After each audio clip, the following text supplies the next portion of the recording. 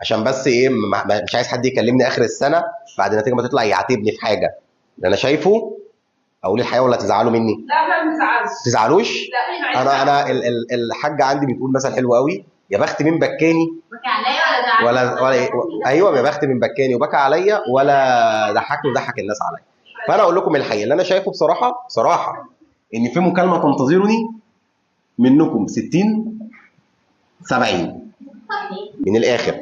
ده مش بتاع 95% ابدا، مستحيل. ولا بتاع 90% حتى، بس عشان ما نبقاش نحلم احلام ورديه وفي الاخر انا ما بحبش جو المظلوميات اللي هو مستر انا ذاكرت وعملت كل اللي عليا بس انا جبت 70. لا، ما تقولش كده لحد بعديك. يعني انت ما تصطادش العيال اللي طالعه ثالثه ثانوي وتقول لهم بص انا ذاكرت وعملت كل اللي عليا وجبت 70%. حرام عليك، انت ما عملتش كل اللي عليك. انا قلت لك في وشك اهو. حلو حلو. ليه بقى؟ لان انا قلت لك المره اللي فاتت ان انت عندك 3 اعداء: الهوى والنفس والشيطان، صح؟ قلت لك الهوى ده شهوات عمري ما هعرف العب فيها. انت بتحب اللعب وبتحب الضحك وبتحب الاكل، صح يا رقيه؟ مش هعرف العب فيها. الشيطان ومش خصم قوي، اتسلسل في رمضان وبرضه اتضحك علينا ولا ذاكرنا ولا عبدنا ولا عملنا اي حاجه وكتير مننا وقع، صح؟ مين الخصم؟ ابن الذين امنوا اللي فعلا ده جامد: النفس. حاولت والله العظيم، حاولت على قد ما اقدر معاكم على الواتساب كل يوم: ايه يا ابني ذاكرت؟ اعدادي فيك ذاكرت يا حبيبي؟ اعمل الواجب يا بابا. اكلم ماما، اكلم بابا، اكلم دادي بقيت اقول له دادي برضه مفيش حاجه. يعني حتى الدعم اللي انا عمال بديهولك عشان تكسب الحرب ضد نفسك مش قادر تكسبها. اعمل ايه طيب؟ ايه اللي عليا ان انا اعمله؟ امتحان، تسميع، مسابقات، مسرحيات، اعمل ايه تاني عشان تكسب المعركه اللي انت مش عايز تكسبها دي؟ والله العظيم عمرك ما هتعرف تكسبها او مش هتعرف تجيب مجموع من غير ما تكسبها. ما كسبتهاش انت بتلعب بقى في رينج 60 70 5 يعني كده. لكن ده صعب. ده صعب. انا قلت لك قبل كده، صح؟ قلت لك قبل كده ان معظم الناس اللي عندي في الكليه اللي هم فعلا جايبين المجاميع دي، لا دي ناس فعلا قدرت تكسب المعركه دي. مش معركه سهله ابدا ابدا، والله العظيم. وناس ما شاء الله عليها بتلاقي دايما ملتزمه دايما دينيا، دايما بتلاقي كده في تزامن كده. حتى في ناس دايما بتتساءل هو ليه في دايما طالعين مصورين مع الاول على الجمهوريه ما شاء الله قايم على سجاده الصلاه بيصور معانا، مصورين على الثانيه على الجمهوريه نازله من العمره بتصور معاهم اللقاء في منى الشاذلي. جزئين منكم، جزء هنا وجزء هنا. عشان تكسب المعركه دي القلب. دايما ربنا في القران وفي السنه بتلاقي دايما في كلام على القلب. قلب الانسان هو اللي فيه موضع الكلام كله. الرسول صلى الله عليه وسلم بيقول ايه؟ صلى الله عليه وسلم بيقول ان في القلب مضغه اذا صلحت صلح سائر الجسد واذا فسدت فسد سائر الجسد. كتير مننا سمعوا بس كتير مننا ما يعرفوش. بيقول لك ان القلب ده هو ده سلاحك ضد النفس. انت في حاجه من الاثنين: لا النفس اللي راكباك وسايقاك، لا قلبك اللي سايق وراكب. قلبك حاجه كويسه الحمد لله، ده حاجه احلى حاجه في جسم الانسان هو القلب. ده الحاجه الوحيده اللي هي هتبتدي انها توجهك وترشدك: لا قوم صلي، لا قوم ذاكر، لا اقرا قران، اقرا اورادك، خلص مذاكرتك قبل الديدلاين، اسهر النهارده، نام معلش قليل النهارده 8 ساعات. لكن طول ما النفس راكبه، معلش واحده تكلمني تقول انا بنام 16 ساعه، انا مش ماليش نفسي اذاكر كيمياء، قدام الكتاب ومش قادر اذاكر، انا بذاكر يومين وبريح يومين، انا مش عارف احفظ. طول ما دي راكبه. طب ليه القلب نايم قوي قوي قوي للدرجه دي كده؟ اصل لونه اسود. دي اخطائك انت الماضيه دي بقى. وده في القران وفي السنه على فكره، ده حقيقه. ان القلب من كتر الذنوب، من كتر المعاصي، من كتر ما انت بتفضل دايما نفسك وارضاء شهواتك، قلبك بقى اسود، بقى مش قادر ان هو يكسب الحرب دي خلاص. معلش كل المستوى اللي انا شايفه ده انا مش شايف ذره ضمير، ما عدا عند جانا بصراحه شويه، عندها شويه بتاع 2 كيلو 3 كيلو كده. لكن الباقي انا مش شايف، اسود، مش موجود خالص خالص. النفس راكبه. طب معلش القلب اللي اسود، خلينا متفقين ان كلنا قلبنا اسود بجد بغباء، بجد بغباء والله العظيم، وانا اولكم. لكن ستيل الحمد لله في فرصه. ودي اخر حاجه انا هقولها قبل ما اخش في الشرح. ان الرسول صلى الله عليه وسلم قال القلب الاسود كل ذنب انت عملته وكل حاجه في بلاويك اللي انت عملتها وصلتك للمرحله دي، مع كل حسنه وكل حاجه انت بتعملها بيرجع يبيض حته منه تاني. مع كل حسنه وكل حاجه انت بتعملها بترجع تبيض حته منه تاني. في قسمين انا شايفهم قدامي. في قسم اللي هو بيتالم من ان النفس هي اللي راكباه. يا مستر انا بنام 16 ساعه بس انا عاوز اعمل حاجه، انا نفسي اوصل هنا، مش عاوز ده، يعني انا مش عاوز ده، انا عاوز ده، نفسي في ده، بس في نفس الوقت نفسه راكباه. معلش فتيجي تكلمني تقول لي انا بنام 16 ساعه بس انا نفسي اذاكر، والله العظيم انا نفسي اعمل حاجه. فده قلبه لسه فيه شويه بصراحه، صحرا ممكن نقول عليك قلبها لسه في حته شويه. لكن في اللي هو ايه، هي مش موجوده. وفي الناحيه دي يقول لك ايه يا عم اللي يجي 70% ده حلو قوي. معلش ده بقى خلاص يعني، فاهم قصدي؟ ده مش مات، مفيش قلب بيموت، ولكن ده اسود قوي ده بقى. خد بالك من حاجه، انا لو لقيتك بصراحه من اللي هو اسمك اسود قوي هيبقى صعب قوي، ايفورت جامد قوي اكتر من مستوايا بصراحه، مش هقول لك اعمل اللي انت عايزه. اما لو شايف يجي منك وبتحاول ومتضايق من مستواك هساعدك.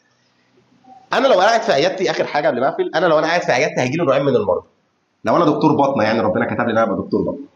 دكتور الاثنين مرضى كلى حلو، واحد منهم انا شايف بصراحه ان الكلى عنده 30% بايظه، بس ده داخل على فشل كلوي بس في امل صح. هقول له ما تقربش من اللحمه ولا الفراخ ولا الاسماك، وكل حته لحمه ليك في اليوم او فراخ قد علبه الكبريت. جمله كده لما يعني لو حد راح عند مع جده او جدته عند الدكتور يقول له علبه كبريت، قد علبه الكبريت فراخ، اكتر من كده لا. انا شايف في امل، فانا ضاغط عليه ومسود حياته. اما التاني اللي جاي لي بفشل كلوي 90% كليته بايظه، ده كده هيموت كمان كام اسبوع، يقول لك وليه يا دكتور؟ كل اللي انت عايزه حبيبي، والله اكل لحمه وكل فراخ وانجوي بحياتك، اوعى تحرم نفسك من حاجه، تمتع قدر الاستطاعه، ده يبقى حرام عليا لو حرمته، ليه كده ميت. فده يقول لي مش عايز اذاكر، ما تذاكرش حبيبي، ذاكر ليه؟ حرام ان انا اتعبه على الفاضي. لكن التاني لا هو كده مفيش امل. لكن التاني اللي هو بيعافر وعايز يحاول وبتاع، لا معلش، مفيش لحمه مفيش فراخ مفيش اي حاجه، انت هتتعذب معايا. ليه؟ انا شايف في امل بصراحه. طب هل انتوا يجي منكم امل؟ انتوا اللي تقولوا بصراحه دي، لو انت شايف ان انت في حته من جواك لسه بتقول لك لا انا اقدر ان انا اعمل حاجه، في امل. طب نغسل الغسله السوداء اللي انت كنت راسمها دي، اغسلها ازاي؟ ده يبقى لقائنا كل مره، 5 دقايق اللي انا بقعدهم كل مره هقول لك تعمل ايه بالظبط لحد ما ينضف. وانا بنضف معاكم، خلي بالك انا اي حاجه انا بقولها لك بطبقها على نفسي قبل ما بقولها لك، بطبقها حوالي اسبوعين 3 بحيث اشوف الفيدباك بتاعها ايه. ما انا ممكن اقول لك اي كلام انت بتصدق اي حاجه وخلاص، لا انا بقرا وبطبق، نجح اقول لك. طيب اخر حاجه كنت عايز اقولها ايه، انا نفسي ان انتوا تجيبوا 95%، والله لازم متضايق قوي ان انتوا تكلموني، احس ان انا مجهودي طول السنه راح، بلس ان انا كان نفسي زي ما انتوا عيطتوا طول السنه كتير وتعبتوا، تستاهلوا يوم اخر السنه تعيطوا من الفرح. ما اعتقدش ان حد جرب الشعور ده قبل كده يا احمد، صح؟ عمرك جربت تعيط من الفرح؟ حصل لك حاجه ايفنت في حياتك اللي انت لدرجه ان انت تعيط من كتر الفرح؟ باي ثينك انت يعني 16 سنه ما فيش حاجه زي كده حصلت، صح؟ واي ثينك ان احنا في ثانويه عامه عدينا على ايفنتس سيئه كتير قوي في حياتنا، صح يا هنا ولا انت مش معانا؟ عدينا على ايفنتس كتير قوي طول السنه، نستاهل ان احنا اخر السنه افتح كده النتيجه على الموقع اللون الاحمر في ابيض، ما شاء الله ده عذاب، عذاب نفسي، بس كام ساعه اللي قبل الامتحان دول. نفسي اول ما تفتح تعيط من الفرح، والدك يعيط من الفرح، والدتك تعيط من الفرح، تقعد تبوسك تحضنك، ومن اول اللحظه دي انت هتشوف كميه احترام وتقدير في عيونهم انت عمرك ما تتخيلها، ولا مهما احكي لك عمرك ما تتصور. بالنسبه للي كان بيقول لي اعمل ايه علشان موضوع النفس والقلب والكلام ده كله، حاجتين، اما ان انت النفس تهزمها وتقضي عليها، اما ان انت قلبك تبتدي تنظفه. شوف الاسهل لك ايه واعمله. عملته ال8 دقايق اللي كانوا في اول الحصه كانوا ان انا فوائك من الغفله، اعرفك ان في حاجه اسمها القلب وده اسود عندنا كلنا، وفي حاجه اسمها النفس، فاضل لنا بس ان انا اقدم لك حل من الحلول، حاجه من الاثنين، ولازم نعمل الاثنين بالتوازي، اما ان انت تهزمي النفس اما ان انت تظبطي القلب. نبدا بمين الاول؟ بالنفس. دي بقى دي صعبه جدا، صعبه جدا انت تروضيها، عامله زي الوحش الكاسر يا احمد، لازم تروضها بجد بمعنى كل الكلمه. انت لو عندك كلب مسؤول هتعمل ايه؟ هتضربه وهتطلع عينه لحد ما يتظبط، ياخد الاكل يوم ما يتظبط ويسمع الكلام، ما ياخدش الاكل يوم ما بيسمعش الكلام. في واحد صاحبي عاجبني قوي قوي قوي، هو الانتيم بتاعي ده، انتيمي في الكليه، عامل قناه ما شاء الله عليه 50,000 مشترك يوتيوب او حاجه، اتفرج اللي هو من قصص العظماء تبدا العظمه. ده بيلعب على المعادله الصعبه، بيلعب ان هو ينظف القلب ويلعب ان هو يهزم النفس. الراجل ده طبق، الولد ده دفعتي، المعادله الصعبه. بيعمل تحدي مذاكره 40 ساعه، انت متخيل؟ متواصل. اولا هو بيقول ايه هو اول ما بدا الفيديو يا جماعه، ال 40 ساعه ده انت بعد ال 15 ساعه هتفصل مش هتعرف تفهم كلمه كمان، بس هتقعد تذاكر ال 40. طب ايه الفايده؟ هو بيقول لك كده انت مش هتستفاد حاجه. طب ليه اذاكر 40 ساعه؟ لا معلش، انت لما بتذاكر ساعه في 2 نفسك بتاكلك من جوه وبتعذبك تعذيب نفسي لا يمكن تتخيله، وهي مش عايزه كده، هي عايزه تقوم تلعب، تقوم تنام على الكنبه، تتفرج على التلفزيون، تاكل، تشرب، مش تذاكر. و40 ساعه انت مجنون، هي بتقول لك كده انت مجنون. لكن انت لما تغصبها 40 ساعه، حتى لو انت بتتعذب، حتى لو انت مش فاهم، قاعد على المكتب، نفسك بجد بتتغير من جوه، بتفهم مكانتها الحقيقيه، بتعرفها ان انت المسيطر مش هي، انت فعلا بتعملها زي سوفت وير من جوه. التحديات اللي هو بيعملها دي هو عملها ووقفها، لكن بجد بجد بجد ده هو افضل، انا بضربه ليه كاكزامبل اللي انا بتكلم فيه، ان النفس محتاجه بجد بجد معامله قاسيه ليها. اول ما تروحي النهارده هتلاقي نفسك بجد دماغك فصلانه مش حاسه باي حاجه، ولو ذاكرتي عارفه ان انت مش هتستفيدي، ومع ذلك خدي دش واقعدي ذاكري، مش هستفاد حاجه معلش، عشان ابين لها ان انا حتى وانا تعبان هذاكر زي ما انا المسيطر مش هي.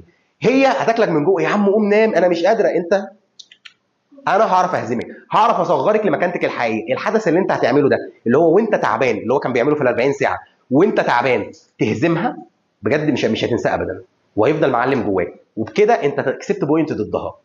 دي كده خطوه كويسه قوي. تاني خطوه، القلب ده عشان تنضفه، القلب ده سواد انت لا يمكن تتخيله، وتنظيفه محتاج حاجتين، صلاه والصوم وكل حاجه اللي هو بيقولها ده. ولكن في ناس كده بتصلي وبتصوم مش قادره توصل للكور الحقيقي اللي ربنا خلقه تقدر ان انت تنظف بيه القلب ده. القلب ده بنضافه لو بجد بجد بيض، انت مش متخيل انت حياتك تبقى عامله ازاي، وكميه الراحه النفسيه. تخيل ان انت اسمها ايه، متجانس مع نفسك عاوز تذاكر وانت بتذاكر، نفسك عاوز تصلي وانت بتصلي. تخيل ان انت مش متضاد مع نفسك. حاجه جميله جدا وحاجه ممتعه جدا. ربنا ايه؟ طبعا جدا، بس صعبه. ربنا جعل حاجتين بصراحه انا شايف ان هم اكتر حاجتين انا مشيت فيهم وبجد نفعوني قوي في الحته دي. اول حته هي حاجه اسمها التزكيه، وده اللي كلكم عارفين، الصلاه والصوم وكل، بس محدش يعرف التزكيه.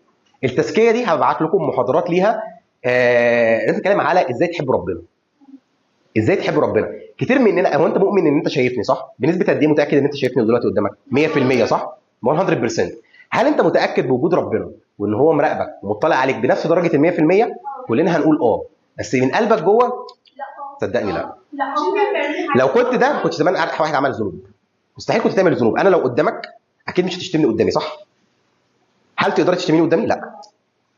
مين اللي قال عادي؟ مش قصدي على حضرتك، بس قصدي في الطبيعي. لا، فانا قدامك دلوقتي تعرف تشتميني عادي؟ لا. حلو، بالظبط كده صح. انا المستر، تخيلي انا الشخص اللي وضيع ده ما تقدرش تشتميني قدامي. تخيل ربنا مطلع عليكي وانت بتذنبي. اذا مهما يكن الانسان وصل لاقصى درجات الكمال، ايمانه بربنا عمره ما يوصل لدرجه الايمان بالحقيقيات. احنا بنحاول على قد ما نقدر ايماننا بربنا يزيد. لو ايمانك بربنا زاد صدقيني قلبك ده انت هيبيض تبييض غير طبيعي. وعشان ايمانك فعلا يزيد، المحاضرات دي بجد رهيبه جدا. مش بتقول لك روحي صلي او بتعلمك فقه، لا، دي بتكلمك مش حاجه جديده، لا، تعلمك اسماء ربنا الحسنى، تعلمك مين هو ربنا ده اصلا. ممكن تبعت لنا هبعت لك الفيديو. بس ما تنساش ايه؟ في قرارات بفكر اعملها. لا دي كنا بنتكلم في حته انت ما جيتيش فيها، هنتكلم دلوقتي في جزء تاني. من ضمن الشيوخ بجد العباقره في الكلام ده سمير مصطفى، لو حد يسمع عنه. عامه هبعت لكم فيديوهات. اما الجزء الثاني